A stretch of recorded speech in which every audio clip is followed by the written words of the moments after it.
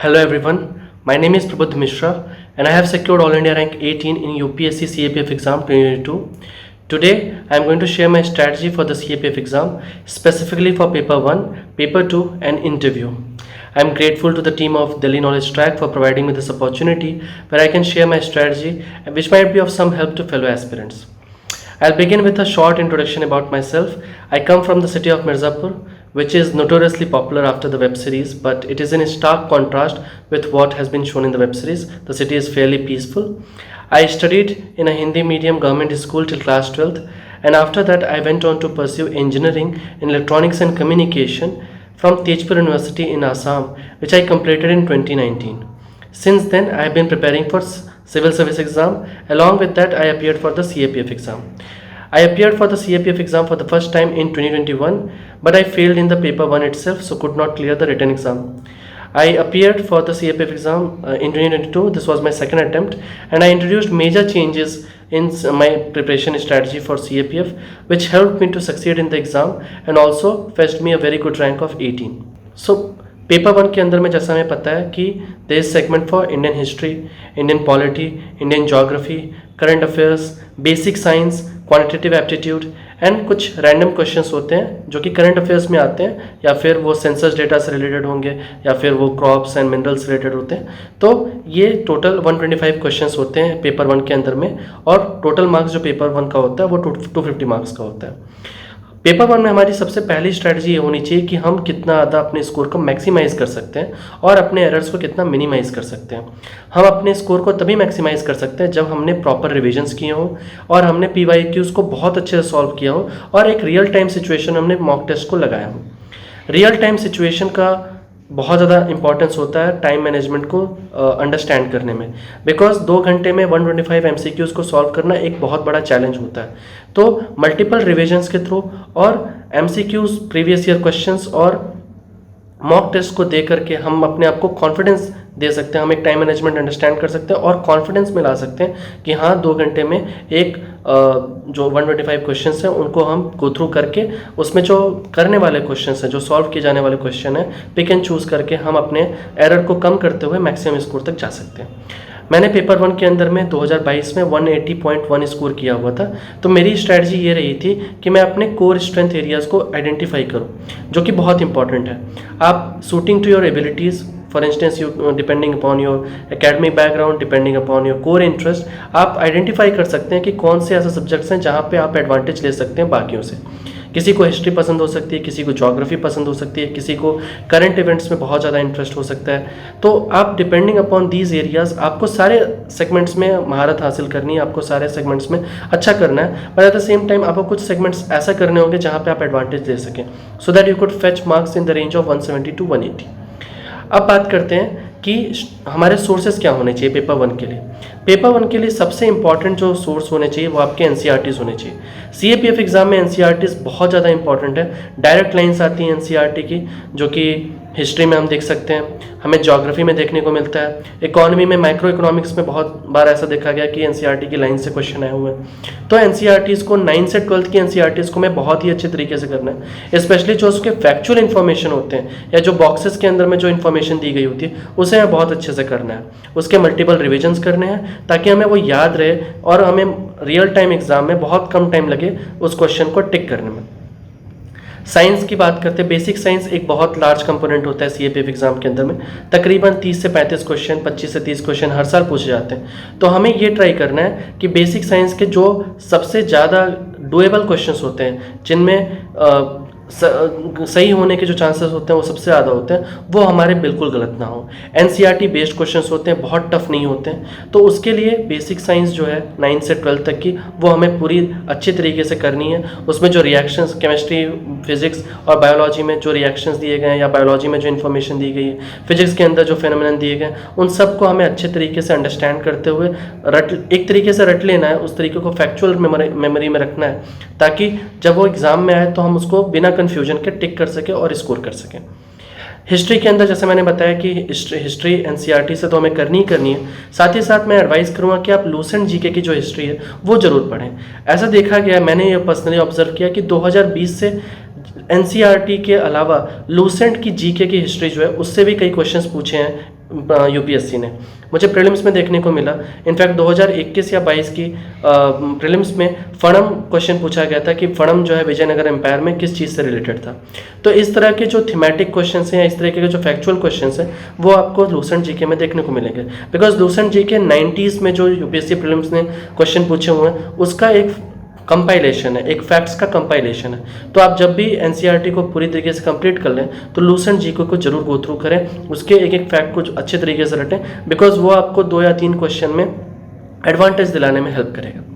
इसके साथ ही modern Indian history के लिए मैं सजेस्ट करूंगा स्पेक्ट्रम को बहुत अच्छे तरीके से कवर करें, रिलीजियसली और रिगरसली कवर करें और मल्टीपल रिविजन्स करें स्पेक्ट्रम की, बिकॉज सीएपीएफ एग्जाम में स्पेक्ट्रम से भी डायरेक्ट क्वेश्चन आ जाते हैं। उसके अलावा मैं ये एडवाइस करूंगा कि कुछ मेजर किंगडम्स जो हमारे यहाँ पे हैं, कुछ मेजर डायनेस्टीज हैं, उसको आप विकीपीडिया पे जाके थोड़ा थोड़ा उसके बारे में पढ़ने की कोशिश करें।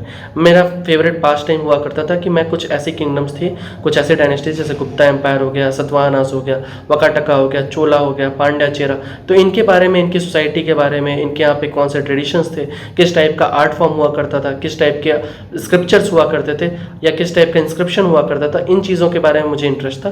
तो आप आइडेंटिफाई करें कि ऐसे कौन से एरियाज हैं जहाँ पे आप एडवांटेज ले सकते हैं, जिसमें आप क्यूरियोसिटी के थ्रू आगे जा करके और पढ़ना चाहते हैं।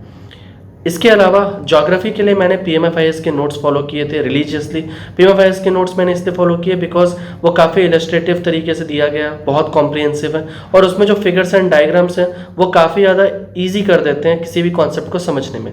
तो चाहे वो फिजिकल ज्योग्राफी का कॉन्सेप्ट हो या फिर वो लैंडफॉर्म रिलेटेड कॉन्सेप्ट्स हो, वो बहुत अच्छे से समझ में आता है। तो मैं यही एडवाइस करूँगा कि अगर आप एनसीईआरटी पढ़ने में और उसके थ्रू कॉन्सेप्ट्स को समझने में आप अगर ईजी फील करते हैं तब तो बहुत अच्छा है, लेकिन अगर आपको थोड़ी भी दिक्कत होती है या किसी प्रकार की परेशानी होती है तो आप पीएमएफआईएस के नोट्स को थ्रू कर सकते हैं। इंडियन इकोनॉमी के लिए मुझे ऐसा लगता है कि बेसिक कॉन्सेप्ट्स क्लियर होने बहुत ज़रूरी हैं। बहुत डीप इकोनॉमी नहीं पूछी जाती है, तो शंकर गणेश की जो पतली सी किताब आती है वो आप रेफर कर सकते हैं। शंकर गणेश में जो कॉन्सेप्ट्स दिए गए हैं वो बहुत अच्छे तरीके से दिए गए हैं। उसके अलावा 5 ईयर प्लान्स और इंडस्ट्रियल पॉलिसी रेजोल्यूशंस जो पास्ट में रहे हैं उसके बारे में थोड़ा ब्रीफ आइडिया रखिए कि कोल का नेशनलाइजेशन कब हुआ, कब जो है डिसइन्वेस्टमेंट की बात शुरू हुई थी, कोर इंडस्ट्रीज कब फॉर्म हुई थी। तो इस तरह के जो फैक्चुअल इन्फॉर्मेशन है 5 ईयर प्लान्स के थ्रू या फिर जो डिफरेंट एक्ट्स आए थे हमारे इंडस्ट्रीज़ को रेगुलेट करने के लिए वो कब आए थे, तो ये सारी चीज़ें हमें पता होनी चाहिए।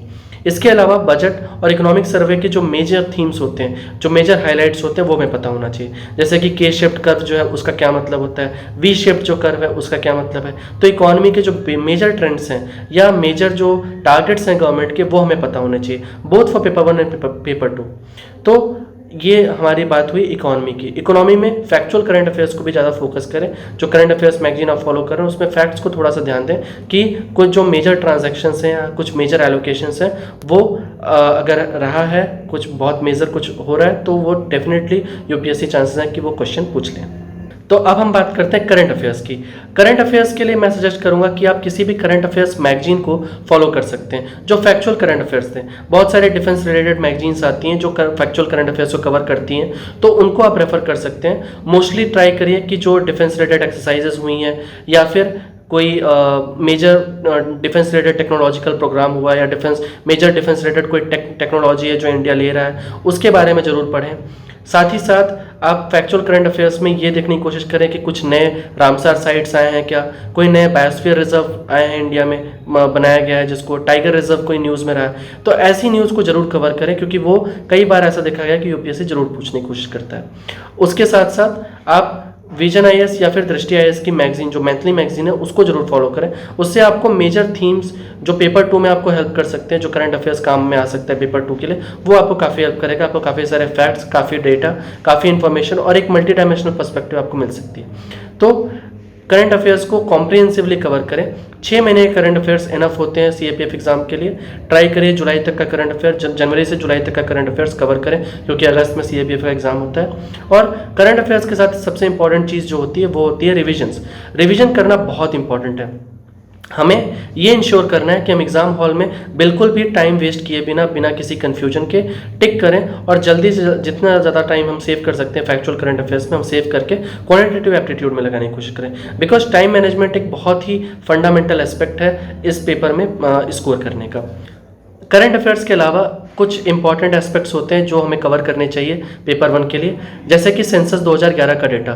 तो सेंसस 2011 के डेटा में हमें पॉपुलेशन डेंसिटी कहाँ पे ज़्यादा है, कहाँ पे कम है, ट्रेंड्स क्या देखने को मिले हैं ओवर द ईयर्स हमें, तो एजुकेशन, लिटरेसी रेट, इस टाइप की जो चीज़ें हैं, इस टाइप की जो डेटा है, या एनएसएसओ का कोई डेटा है, इस तरह के डेटा को हमें ज़रूर पढ़ना चाहिए अगर वो न्यूज़ में है। और 2011 के सेंसस के डेटा को तो ज़रूर ही कवर करना चाहिए, बिकॉज एक या दो क्वेश्चन आपको वहाँ से मिल सकते हैं जो आपको एडवांटेज दिला सकते हैं। उसके अलावा कौन सा स्टेट किस क्रॉप में सबसे ज़्यादा आगे है, किस जगह पे किस क्रॉप की सबसे ज़्यादा प्रोडक्टिविटी है, कहाँ पे कौन से मिनरल सबसे ज़्यादा पाए जाते हैं, कहाँ पे कौन से रॉ मटेरियल सबसे ज़्यादा पाए जाते हैं। तो इस तरह की जो इन्फॉर्मेशन है वो आपको 3 से 4 क्वेश्चन या कह सकते हैं 8 से 10 मार्क्स का जो आपको एडवांटेज है वो दिला सकती है। तो पेपर 1 के लिए मैंने ये सारी चीज़ें फॉलो की और मैंने हमेशा इंश्योर किया कि मैं जितना भी पढूं उसको मैं मल्टीपल टाइम्स रिवीजन करूं और MCQs सॉल्व करूं और PYQs को डेफिनेटली मैं गो थ्रू करूं। PYQs काफ़ी हेल्प करते हैं और जो भी प्रीवियस ईयर क्वेश्चन हैं उनको एग्जाम से पहले रियल टाइम सिचुएशन में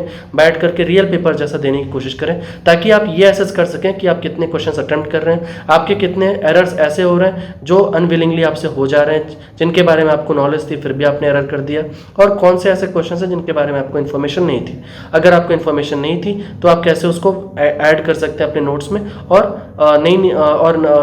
एक तरीके से एक नया इन्फॉर्मेशन जो है वो आपके नॉलेज बेस में ऐड हो जाएगा। पेपर 1 की जो स्ट्रैटेजी है वो यहाँ पे ख़त्म होती है। अब हम बात करेंगे पेपर 2 की।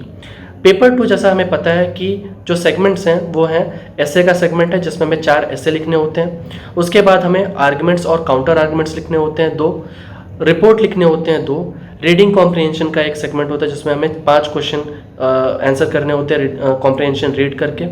उसके बाद 25 मार्क्स के ग्रामर पूछी जाती है और 15 नंबर का प्रीसी आता है, प्रीसी राइटिंग आती है। 3 घंटे में ये पेपर हमें करना होता है कंप्लीट। ऐसे राइटिंग में सबसे इंपॉर्टेंट जो बात है वो हमें ध्यान में देनी चाहिए कि हमें 300 वर्ड्स का जो लिमिट है वो किसी भी तरीके से ज़्यादा हद तक हम क्रॉस ना करें। 320-330 तक एक्सेप्टेबल है, बट हम 400 वर्ड में अगर कंप्लीट करेंगे तो वो एक्सेप्टेबल नहीं होगा। तो सबसे पहली चीज़ ये है कि ऐसे हमारा जो भी हो वो बहुत ही रेलेवेंट हो, बहुत ही टू द पॉइंट हो। 300 वर्ड्स में कैसे लिखना अपने आप में एक चैलेंज है, तो हमें जितना हो सके अपने स्पेस को और अपने टाइम को बचाना है और बहुत ही रेलेवेंट चीज़ें लिखनी है। ऐसे का जो भी फॉर्मेट होना चाहिए वो इंट्रोडक्शन, बॉडी, कंक्लूजन के फॉर्म में होना चाहिए। हमें एक ब्रीफ इंट्रोडक्शन जरूर देना चाहिए कि हम किस बारे में बात करने जा रहे हैं। जो भी ऐसे है, फॉर इंस्टेंस इस साल एक ऐसे पूछा गया था जब मैंने अपीयर किया था, तो पूछा गया था कि western science and eastern wisdom can be if combined together they can be boon for humanity, ऐसा करके एक ऐसे पूछा गया था। तो हमें एक ब्रीफ इंट्रोडक्शन देना है या ब्रीफ एक आइडिया देना है कि कौन से एलिमेंट्स हैं वेस्टर्न साइंस के और कौन से एलिमेंट्स हैं ईस्टर्न विजडम के, जो अगर कंबाइन हो टुगेदर तो हमें ह्यूमैनिटी को हमारे सेव कर सकते हैं या ह्यूमैनिटी के लिए वो काफ़ी हेल्पफुल हो सकते हैं। उसके बाद हम बॉडी में उन सारे सेगमेंट्स को तोड़ करके बताएंगे कि और क्या अलग अलग डायमेंशंस हो सकते हैं। उसके बाद कंक्लूजन में हम ये बता रहे हैं कि कैसे ऑलरेडी प्रेजेंट वर्ल्ड में जो ग्लोबलाइजेशन का टाइम है वो हम देख रहे हैं कि ऑलरेडी एक वेस्टर्न साइंस का और ईस्टर्न विजडम का और ईस्टर्न साइंस का और वेस्टर्न विजडम का सबका एक कॉन्फ्लिक्ट चल रहा है और वर्ल्ड एक हार्मनी में वर्क कर रहा है, सब एक दूसरे का कोऑर्डिनेशन कर रहे हैं। तो एक होपफुल नोट पे, एक बहुत ही पॉजिटिव नोट पे और एक बहुत ही विजनरी नोट पे आपको कंक्लूजन देना है, ताकि एग्जामिनर को लगे कि आप बहुत ही ऑप्टिमिस्टिक बेंट ऑफ माइंड से चीज़ों को देखते हैं। ऐसे में हमेशा ध्यान रखें कि वर्ड लिमिट बिल्कुल क्रॉस नहीं होनी चाहिए और ग्रामेटिकल एरर आप जितना कम कर सकें वो कम करें, बिकॉज ऐसे का जो पर्पस है वो है कि किसी भी आइडिया को कितना लूसिड और लॉजिकली कोहेरेंट तरीके से प्रेजेंट किया गया है। अगर आप ग्रामेटिकल एरर करेंगे तो वो आपके जो मैच्योरिटी है ऐसे कि उसको काफ़ी वीक कर देता है। तो आप जितना हो सके एक स्टैंडर्ड लैंग्वेज को फॉलो करें, आपके जो वोकैब है उसको इंप्रूव करने की कोशिश करें, एक स्टैंडर्ड लैंग्वेज में लिखते हुए आप कंक्लूड करें ऐसे को एक बहुत ही होपफुल नोट पे। अब बात करते हैं आर्गुमेंट्स और काउंटर आर्गुमेंट्स की। आर्गुमेंट्स और काउंटर आर्गुमेंट्स के लिए कोई प्रॉपर स्ट्रैटेजी एज सच तो है नहीं, बट आप हमेशा ट्राई करिए कि प्रीवियस ईयर क्वेश्चंस में किस तरीके से आर्गुमेंट्स और काउंटर आर्गुमेंट्स पूछे गए, कौन कौन से ऐसे इश्यूज हैं जो एक रिकरिंग थीम के फॉर्म में बार बार आते रहते हैं, और उन लाइन्स पे आप प्रिपेयर कर लीजिए। इसके साथ ही मैं बता दूं कि आप हमेशा बैकवर्ड मैपिंग करते रहिए पेपर 2 के लिए। जो भी इश्यूज़ करंट में चल रहे हैं उसको आप मल्टी डायमेंशनल पर्सपेक्टिव से कवर करने की कोशिश करिए। जैसे कोई भी इशू आप हो उसमें आप आगे दृष्टि आईएएस करके गूगल पे सर्च करिए। दृष्टि आईएएस का कोई आर्टिकल आपको मिलेगा, उस आर्टिकल को आप पूरी तरीके से पढ़िए और उस आर्टिकल में जो भी इंपॉर्टेंट पॉइंट्स हैं, रेलेवेंट पॉइंट्स हैं, कोई कमेटी की रिकमेंडेशन है, किसी भी प्रकार का अगर उसमें फैक्ट दिया गया है, किसी भी प्रकार का डेटा दिया गया, तो उसको आप नोट डाउन करें और उसका एक कंपाइलेशन बना करके रिवीजन के लिए रेडी रखें, ताकि जब वो पेपर 1 के बाद जो 2 घंटे का टाइम पीरियड होता है उसमें आप गो थ्रू करके पेपर 2 में जब आप अपीयर करें तो वो उन डेटा को, उस फैक्ट को या फिर उस कमेटी के रिकमेंडेशन को या जो भी एक फैक्चुअल इन्फॉर्मेशन है वो आप वहाँ पे रिप्रोड्यूस कर सकें। तो मल्टीपल रिविजन्स पेपर 2 में जो भी आप नोट्स बनाएं उसकी भी बहुत ज़्यादा ज़रूरत है। आर्गुमेंट्स और काउंटर आर्गुमेंट्स का एक ही तरीका है कि आप जितना हो सके मल्टी डायमेंशनल पर्सपेक्टिव से चीज़ों को ऑब्जर्व करें और जो भी इश्यूज चल रहे हैं उसको दोनों साइड से देखें, उसके प्रोज और कॉन्स दोनों देखें। आर्गुमेंट्स लिखने का एक फॉर्मेट ये होना चाहिए कि पहले आप ब्रीफ इंट्रोडक्शन दें जो भी इशू आप एड्रेस करना चाहते हैं, उसके बाद ये लिखें कि arguments in favour of the preposition and arguments against the preposition. तो आप वो सारे फैक्ट्स जो है वो 3 या 4 पॉइंट्स जो भी आपको देने हो, जो भी पर्सपेक्टिव्स आपको देने हो, जो डायमेंशंस देने हो, वो आप उसमें दे सकते हैं। इसके बाद बात करते हैं रिपोर्ट राइटिंग की। रिपोर्ट राइटिंग जो है उसका एक प्रॉपर फॉर्मेट है। उस फॉर्मेट को आप यूट्यूब पे या फिर अगर आप कोई आपके जान पहचान में है जिन्होंने अपीयर किया है सीएपीएफ एग्जाम में, उनके थ्रू आप पता कर सकते हैं। तो उस फॉर्मेट को आप डेफिनेटली फॉलो करें, उसी फॉर्मेट में लिखने की कोशिश करें और जितना उसके PYQ से इसको प्रैक्टिस करें। और रैंडमली भी अगर आप कोई न्यूज़पेपर पढ़ते हैं तो न्यूज़पेपर के थ्रू देखने की कोशिश करें कि एक रिपोर्ट कैसे लिखा जाता है। स्पेशली इंडियन एक्सप्रेस में आप देख सकते हैं कि कुछ ऐसे रिपोर्ट्स आते हैं जो कवर करके बताते हैं किसी पर्टिकुलर इवेंट को। तो आप ये देखने की कोशिश करिए कि कितना ऑब्जेक्टिवली और कितना एक बिल्कुल अनप्रेजुडिस्ड तरीके से उसको प्रेजेंट किया गया है। रिपोर्ट राइटिंग का जो फॉर्मेट है वो आपको फॉलो करना है, उसको प्रैक्टिस करनी है और 1 महीने पहले जो एग्ज़ाम का 1 महीना है उसमें आप जितना उसके PYQs को लिख करके प्रैक्टिस करके उसको आप एक हैबिट में ला लीजिए कि हाँ इस तरीके से मैं अप्रोच करूँगा रियल टाइम एग्ज़ाम में। इसके बाद रीडिंग कॉम्प्रहेंशन है। तो कॉम्प्रहेंशन को आप बहुत ही अच्छे तरीके से, बहुत ही सिंसियरली आप उसको पढ़िए और जो उसमें क्वेश्चंस पूछे गए हैं उसको आपको अपने वर्ड्स में लिखना है। आप ये गलती ना करें कि आप जो रीडिंग, कई बार ऐसा होता है कि रीडिंग कॉम्प्रहेंशन में लोग अपने वर्ड्स में ना लिखने की बजाय जो वर्ड्स में दिए रहते हैं, जो कॉम्प्रहेंशन में दिया रहता है, आप उसी वर्ड में लिख देते हैं। तो वो गलती नहीं करनी है। आप उसको अच्छे तरीके से पढ़ें और पढ़ने के बाद अपने वर्ड्स में जो भी क्वेश्चन पूछा गया है अपनी अंडरस्टैंडिंग से उसको आप लिखें। इसके बाद आते हैं ग्रामर में। ग्रामर बहुत ही स्कोरिंग सेक्शन है पेपर 2 का। जितना हो सके इसमें स्कोर करने की कोशिश करिए। बल्कि मैं तो ये कहूँगा कि आप ग्रामर में स्टार्ट कर सकते हैं। आपका पेपर जब पेपर 2 स्टार्ट हो तो आप ग्रामर से ही स्टार्ट करें, तो आपकी हैंडराइटिंग भी काफ़ी अच्छी रहती है उस टाइम पे, बिल्कुल रेलेवेंट आप लिख पाएंगे। तो आप बिल्कुल एरर किए बिना आप अच्छे तरीके से ग्रामर में टाइम स्पेंड करें और वहाँ पे 25 जो क्वेश्चंस होते हैं उसमें से मुझे लगता है कि 20 आराम से स्कोर किया जा सकता है अगर आप एक बेसिक स्ट्राइंग होल्ड है ग्रामर के ऊपर। अगर आपको ग्रामर में किसी भी प्रकार की दिक्कत है तो यूट्यूब पे एक चैनल है कॉम्पिटिटिव इंग्लिश बाय रश्मि, वो आप जरूर देख सकते हैं। वहाँ पे मैम ने CAPF रिलेटेड ही जो प्रीवियस ईयर क्वेश्चंस हैं उसको मैम ने अच्छे तरीके से कवर किया है। वहाँ पे उन्होंने मैम ने जो एरर का जो सेक्शन है, एरर डिटेक्शन का सेक्शन है, वहाँ पे उन्होंने काफ़ी अच्छे तरीके से ग्रामर के जो रूल्स हैं वो समझाए हुए हैं। तो ये पेपर 2 का हम अगर मोटा मोटा एक ब्रीफ समरी देखें कि क्या स्ट्रैटेजी होनी चाहिए, तो सबसे पहले आप ग्रामर के थ्रू स्टार्ट कर सकते हैं और एसेस को जितना हो सके आप इंटरेस्टिंग बनाने की कोशिश करें। मल्टीपल डायमेंशंस दें, बट ध्यान रखें कि वो वर्ड लिमिट को एक्सीड ना करें और इंट्रोडक्शन, बॉडी, कंक्लूजन के फॉर्मेट में ही लिखें। कभी भी उसको पॉइंट वाइज ना लिखें, पैराग्राफ के फॉर्म में लिखें और जितना हो सके एक सक्सेंट ओवरव्यू देने की कोशिश करें जो भी ऐसे में पूछा गया है। आर्गुमेंट्स और काउंटर आर्गुमेंट्स में एक ब्रीफ इंट्रोडक्शन पहले दें, उसके बाद जो भी फेवर में आर्गुमेंट्स हैं उसके बारे में लिखें और जो अगेंस्ट में जो आर्गुमेंट्स हैं उसके बारे में लिखें।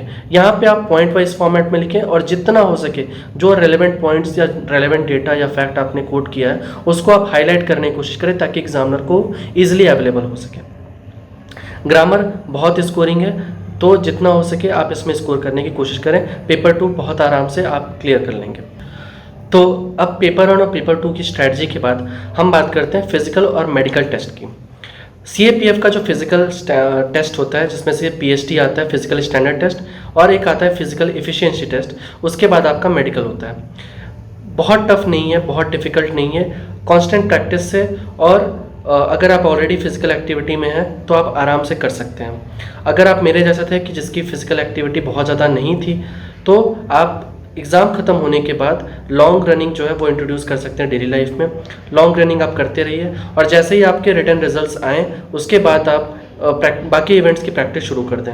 तो 100 मीटर, 800 मीटर, लॉन्ग जंप और शॉर्ट पुट की आप प्रैक्टिस करिए। उसके साथ साथ आप न्यूट्रिशनल बैकिंग भी रखिए, अपने बॉडी को एक न्यूट्रिशनल फोर्टिफिकेशन जो ज़रूरी है उसकी वो ज़रूर करें। बिकॉज कई बार ऐसा होता है कि जब आप बहुत ज़्यादा फिजिकल एक्सर्शन करते हैं तो इंजरी के चांसेस होते हैं। तो कॉन्स्टेंट इंटरवल पे आप अपने जो बॉडी है उसको अच्छे तरीके से रिलैक्स करें, उसको मसाज दें और जितना हो सके प्रैक्टिस इस तरीके से करें कि किसी तरह की इंजरी ना हो आपको। तो फिज़िकल बहुत आसान है, CAPF का बहुत मुश्किल नहीं है, बहुत ही हल्के में भी नहीं लेना है इसको, किसी भी इवेंट को आपको हल्के में नहीं लेना है। Take all the events with equal sincerity, because कई बार शॉर्ट पुट में भी लोग बाहर हो जाते हैं, तो आपको बहुत ज़्यादा परेशान नहीं होना है, बट एक कांस्टेंट प्रैक्टिस से आप चीज़ों को आराम से क्लियर कर सकते हैं। अब बात करते हैं मेडिकल स्टैंडर्ड टेस्ट की। तो मेडिकल स्टैंडर्ड टेस्ट जो है वो भी बहुत ज़्यादा टफ नहीं है। आपका एक बेसिक चेकअप होता है, आपके एक्सरे लिए जाते हैं, आपका ब्लड टेस्ट होता है, आपका एक जनरल फिजिशियन डॉक्टर होते हैं वहाँ पे, वो आपकी BP और बाकी चीज़ें चेक करते हैं। तो आपका एक ओवरऑल बॉडी चेकअप होता है और आप अगर बहुत कोई मेजर इलनेस से अगर आप नहीं परेशान हैं तो आपको आप आराम से गो थ्रू कर जाएंगे मेडिकल से भी। तो अब CAPF की फिजिकल और मेडिकल टेस्ट के बाद आपको इंटरव्यू के लिए बुलाया जाता है UPSC भवन में। इंटरव्यू के लिए मेरा जो इंटरव्यू था वो BB स्वेन सर के बोर्ड के अंदर में था, and the board was very cordial and every member was very suave to me. So it was a very unique experience for me. तो आप जब जाते हैं वहाँ पे तो आपको एक ऑफिसर लाइक क्वालिटी जिसको बुलाते हैं, आपको बेसिक एटिकेट्स जो है वो रखने होंगे और आपको एक बहुत ही एडमिनिस्ट्रेटिव अंडरस्टैंडिंग देनी होगी जो भी आपसे पूछा गया है। आपको कोई भी बायसेस नहीं दिखाने, कोई प्रेजुडिसेस नहीं दिखाने और आपको ये इंश्योर करना है कि आप केपेबल हैं इस पोजीशन में आने के लिए, एक ऑफिसर बनने के लिए आप पूरी तरीके से तैयार हैं। I also would like to thank Chaudhary sir, Gurukul Academy, who help me a lot during my interview preparation. He took a lot of session on DAF analysis. उन्होंने मुझे बहुत डिटेल तरीके से बताया कि किन एरियाज़ में मुझे काम करना चाहिए, कौन से ऐसे सेगमेंट्स हैं जहाँ से मुझसे क्वेश्चन पूछे जा सकते हैं। तो जो भी प्रिपेयर कर रहे हैं इंटरव्यू के लिए, जो इंटरव्यू के लिए जाएंगे या पर्सनैलिटी टेस्ट के लिए जाएंगे UPSC में, उन्हें मैं ये सजेस्ट कर सकता हूँ कि वो गुरुकुल अकेडमी में गाइडेंस ज़रूर सीख कर सकते हैं, बिकॉज वो काफ़ी हेल्पफुल होता है। अब बात करते हैं कि मैंने प्रिपरेशन कैसे की इंटरव्यू की। इंटरव्यू के लिए मैंने 2 नोट्स प्रिपेयर किए थे एवर नोट के अंदर में। एक नोट्स मेरा डैफ रिलेटेड था, तो मैंने डैफ में हर एक चीज़, मेरे सिटी से रिलेटेड, मेरे स्टेट से रिलेटेड, मेरे जो भी अचीवमेंट्स, मैंने कोई ऐसे कंपटीशन जीता है तो उसमें मैंने क्या कंटेंट लिखा था, वो ऐसे कंपटीशन किससे रिलेटेड था, अगर वो ऐसे कंपटीशन किसी के नाम पे था, जैसे कि एक ऐसे कंपटीशन था जगदीश चंद्र भगवती ऐसे कंपटीशन जिसमें मुझे सेकंड प्राइज़ मिली थी, तो उस पर मुझसे क्वेश्चन पूछा गया था कि जगदीश चंद्र भगवती कौन है इंटरव्यू में। तो आपको ये भी प्रिपेयर करना है कि जिनके भी नाम पे है वो नाम किसके नाम, वो क्यों था, क्या था, उसका कंटेंट कैसा था। तो आपको जो भी चीज़ें फिल करनी है, जो भी आप चीज़ डैफ में भरते हैं, उसके बारे में आप बहुत ही डिटेल तरीके से एनालिसिस करिए, उसको आप बहुत अच्छे तरीके से कॉम्प्रिहेंसिवली कवर करिए, because it will reflect really bad on you if you do not cover your basic DAF which is a personal information about you, and also DAF is a reflection of your personality, so you have to be very particular about what you are saying about your DAF. अब हम बात करते हैं कि other areas कहाँ पे आपको काम करना है। एक है सिक्योरिटी, क्योंकि आप CAPF ज्वाइन कर रहे हैं तो आपको सिक्योरिटी रिलेटेड इश्यूज़ के बारे में ज़रूर पता होना चाहिए, चाहे वो इंटरनल सिक्योरिटी रिलेटेड थ्रेट्स हों, चाहे वो साइबर सिक्योरिटी रिलेटेड थ्रेट्स हों, चाहे वो एक्सटर्नल थ्रेट्स हों, जो भी थ्रेट्स हैं वो सारे आपको पता होने चाहिए। अभी हम करेंटली कैसे डील कर रहे हैं उसके बारे में करंट स्टेटस होना चाहिए। जैसे नक्सलिज्म का करंट स्टेटस क्या है उसके बारे में आपको ज़रूर स्टडी करनी है। उसके लिए आप मल्टीपल आर्टिकल्स पढ़ सकते हैं, जो मैं पढ़ता था, इंटरनेट पर आप जाके, गूगल पे जाके आप सर्च कर सकते हैं। तो जो भी मिनिस्ट्री ऑफ होम अफेयर्स का डेटा हो या फिर किसी पर्टिकुलर जो गवर्नमेंट अपॉइंटेड अथॉरिटी हो, वहाँ से अगर कोई डेटा निकल के आया हो तो वहाँ से आप उन डेटा को कोट कर सकते हैं इंटरव्यू के अंदर में कि सर ये प्रेजेंट स्टेटस है। ऑल्सो आपको नए जो इमर्जिंग ट्रेंड्स हैं उसके बारे में पढ़ना होगा। जैसे रिसेंटली हाइब्रिड वॉरफेयर और हाइब्रिड मिलिटेंसी काफ़ी न्यूज़ में है, तो आप उसके बारे में ज़रूर पढ़ें कि हाइब्रिड वॉरफेयर किस टाइप का वॉरफेयर होता है, हाइब्रिड मिलिटेंसी कैसे अलग है एक ट्रेडिशनल मिलिटेंसी जो है उससे। तो इन चीज़ों को आप बहुत ही कॉन्सेप्चुअली अंडरस्टैंड करें, बिकॉज जो भी आप रिस्पॉन्ड करेंगे उससे इंटरव्यू में आपसे फर्दर क्वेश्चन पूछे जाएंगे। इसके अलावा जो भी करंट इश्यूज चल रहे हैं, कोई इंटरनेशनल इवेंट हुआ, कोई नेशनल इवेंट हुआ, और जो भी चीज़ें हो रही हैं जो आपके इंटरव्यू के आसपास हैं, उसको आप बहुत कॉम्प्रिहेंसिवली कवर करें। रिसेंटली जब मैं इंटरव्यू दे रहा था तो उस टाइम पे पीएम मोदी की जो यूएस विजिट थी, जो फ्रांस में जो विजिट थी, उसके बाद जो इजिप्ट में विजिट थी, एससीओ समिट, ये सारी चीज़ें काफ़ी इंपॉर्टेंट थी। तो जो भी नए डेटा, कोई गवर्नमेंट रिलेटेड डेटा आया या फिर कोई इनिशिएटिव नया लिया गया, कोई नया गवर्नमेंट प्रोजेक्ट आया, इन चीज़ों के बारे में आप ज़रूर पढ़ के जाएं इंटरव्यू में। वो काफ़ी आपसे एक्सपेक्टेड रहता है कि आपको इतनी जानकारी होनी चाहिए। अगर आपको इंटरव्यू के अंदर में कोई ऐसी बात जो आपको नहीं पता है, तो आप वहाँ पे बहुत हम्बली कह सकते हैं कि sir, sorry sir, I am failing to recall currently, sorry sir और ma'am, I am failing to recall currently, and I will surely read about the particular subject. तो आप इस तरीके से वहाँ पे बता सकते हैं कि मुझे ये पर्टिकुलर चीज़ के बारे में जानकारी नहीं है और मैं इसके बारे में ज़रूर अध्ययन करूँगा। मुझसे पूछा गया था मेरे इंटरव्यू के टाइम पे कि मैं देवकीनंदन खत्री को जानता हूँ या नहीं, तो मैंने बताया कि हाँ, वो हिंदी के बहुत अच्छे लेखक हैं, लेकिन चूँकि मुझे उनकी कोई रचना नहीं पता थी, I did not know any of his work, so I said, ma'am, I'm really sorry that I have not known any of the work of Devkinandan Khatri, I'll surely read about him today. तो वहाँ पे आपको बहुत humble रहना है और आपको ये इंश्योर करना है कि आप वो सारी क्वालिटीज़ पजेस करते हैं जो एक ऑफिसर के अंदर में होनी चाहिए। तो I hope that this session had been helpful for you, for your preparation, and I hope that I could be really instrumental in your journey to success. और आप सभी को बहुत बहुत बेस्ट विशेस कि आप इस एग्ज़ाम की प्रिपरेशन करें और सक्सीड करें इस एग्ज़ाम में। Thank you.